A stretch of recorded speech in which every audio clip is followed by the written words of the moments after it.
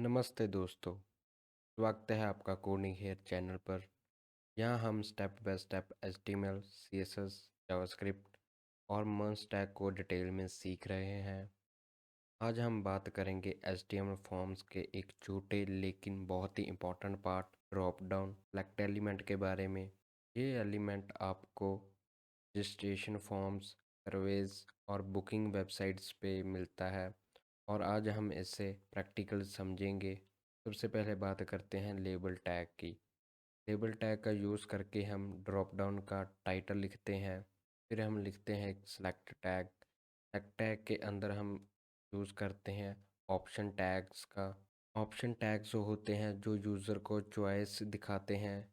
फिर हम select tag के अंदर एक नेम एट्रीब्यूट लिखते हैं। नेम एट्रीब्यूट का यूज़ बैकएंड में डेटा भेजने के लिए होता है और हम लिखते हैं एक आईडी एट्रीब्यूट।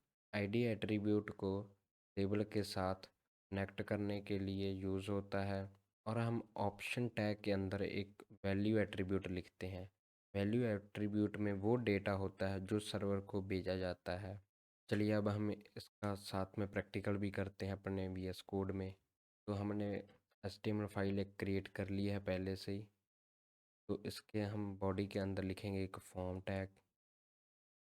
एक्शन एट्रीब्यूट में हम कोई भी URL पास कर सकते हैं, जैसे हम लिख देते हैं सर्वर। और इसके अंदर हम अब बनाएंगे ड्रॉप डाउन तो सेलेक्ट टैग की सहायता से। सबसे पहले हम इसका एक लेबल क्रिएट करते हैं लेबल टैग के साथ। अब लेबल टैग के 4 एट्रीब्यूट के अंदर हम लिखते हैं प्रोफेशन और यहाँ पे हम लेबल के अंदर लिखते हैं अपना प्रोफेशन चूज़ करो। अपना प्रोफेशन चूज़ करो। ये हमारे सेलेक्ट टैग का टाइटल होगा। ड्रॉप डाउन बनाने के लिए अब हम लिखते हैं सेलेक्ट टैग और इसके नेम में भी हम लिख देते हैं प्रोफेशन। की आईडी में हम वो वैल्यू लिखते हैं जो हमने लेबल के 4 एट्रीब्यूट में लिखी है, प्रोफेशन।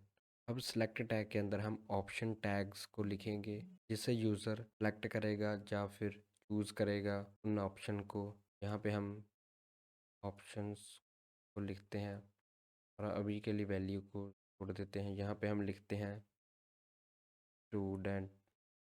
एक और ऑप्शन टैग को लिखते हैं जिसमें हम एक और ऑप्शन देंगे यूज़र को सिलेक्ट करने के लिए। यहाँ पे हम लिखते हैं डेवलपर और अब हम इनकी वैल्यूज़ में भी सेम लिख देते हैं जो हमारे सर्वर तक जाएगा डेटा। तो अब हम यहाँ पे लिख देते हैं शॉर्ट में डेव और यहाँ पे भी हम लिख देते हैं स्टूड। यहाँ पे हम फुल लिख देते हैं स्टूडेंट और अब इसको सेव करते हैं अभी के लिए। अब देखते हैं इसका आउटपुट क्या होगा। यहाँ पे देख सकते हो हमारा एक लेबल एट्रीब्यूट आ चुका है और एक ड्रॉप डाउन बन चुका है हमारा। और यहाँ पे 2 ऑप्शन सेलेक्ट करने को बोल रहे हैं, जैसे एक स्टूडेंट और एक है डेवलपर। और अब हम डेवलपर को चूज़ कर चुके हैं। अब इसके साथ हम एक क्रिएट करते हैं सबमिट बटन को जो सबमिट करेगा और हम देखेंगे URL में कौन सी वैल्यू जा रही है। सबसे पहले हम एक यहाँ पे BR टैग लिखेंगे। सबमिट बटन बनाने के लिए हम लिखेंगे बटन टैग और इसमें हम लिखेंगे सबमिट। सेव करते हैं। अब देखते हैं इसका आउटपुट क्या। यहाँ पे हमारा सबमिट बटन आ चुका है और यहाँ पे हम एक वैल्यू को सिलेक्ट करते हैं और यहाँ पे इसको करते हैं सबमिट।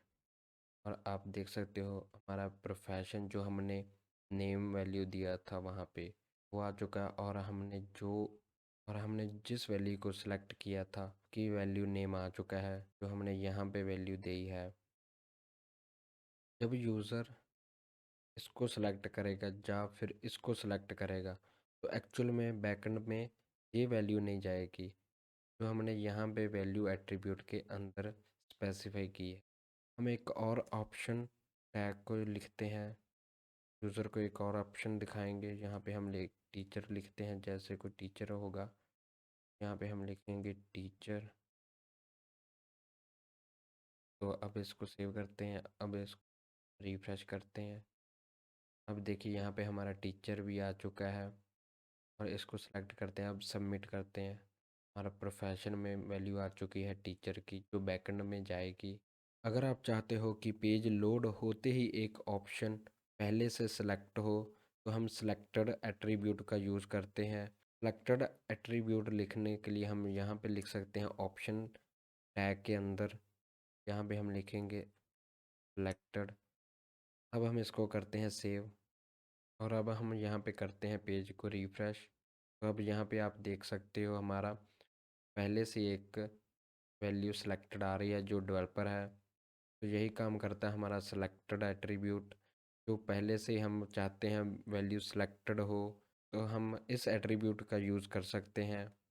और अगर आप यूज़र को एक से ज़्यादा ऑप्शंस सेलेक्ट करने का ऑप्शन देना चाहते हो, तो सेलेक्ट टैग में मल्टीपल एट्रीब्यूट लगाते हैं। यहाँ पे हम लिखेंगे एक मल्टीपल एट्रीब्यूट, और अब हम इसको सेव करते हैं। इसको एक बार कट कर देते हैं सिलेक्टेड एट्रीब्यूट को, अब सेव करते हैं। तो यहाँ पे हम रिफ़्रेश करते हैं।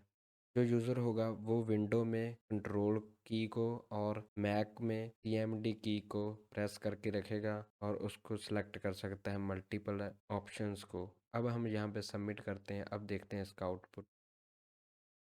जब हम पेज को लोड करते हैं तो ऑटोमेटिकली एक वैल्यू पहले से सिलेक्ट होती है। अगर हम चाहते हैं ये ना सिलेक्ट हो, उसके लिए हम यहाँ पे लिख सकते हैं एक ऑप्शन टैग, और इसमें हम वैल्यू को कुछ भी पास नहीं करेंगे, और ऑप्शन में हम लिखेंगे कुछ इस प्रकार, चूज यूअर प्रोफेशन। इसके एंड पे भी हम हाइफन लगा सकते हैं कुछ इस तरह। अब इसको सेव करते हैं, अब रिफ़्रेश करते हैं। अब यहाँ पे आप देख सकते हो, अब आप यहाँ पे देख सकते हो, यहाँ पे कोई भी डिफ़ॉल्ट वैल्यू सेलेक्ट नहीं है। अपनी मर्ज़ी से कोई भी वैल्यू सेलेक्ट करते हैं। अब सबमिट करते हैं। अब देख सकते हो, अगर हम कोई भी वैल्यू सेलेक्ट नहीं करते, अब सबमिट करते हैं तो हमारे फैशन में कोई भी वैल्यू पास नहीं होगी। अब आपके लिए एक छोटा सा टास्क है। एक HTML फॉर्म बनाओ जिसमें यूज़र अपनी फेवरेट प्रोग्रामिंग लैंग्वेज चूज़ करे। ड्रॉप डाउन में कम से कम 5 ऑप्शंस हों, एक डिफ़ॉल्ट सेलेक्टेड हो। इससे आप HTML फॉर्म्स का हैंड्स ऑन प्रैक्टिस कर पाओगे। अगर आपको ये वीडियो पसंद आई हो और आपने कुछ नया सीखा हो, तो प्लीज़ इस वीडियो को लाइक ज़रूर करना, अपना फीडबैक कमेंट में लिखना, और अपने दोस्तों के साथ शेयर करें। और हाँ, चैनल को सब्सक्राइब करना ना भूलें, ताकि आप हमारे साथ step by step merge stack tutorial miss ना करें। मिलते हैं नेक्स्ट वीडियो में। Happy coding.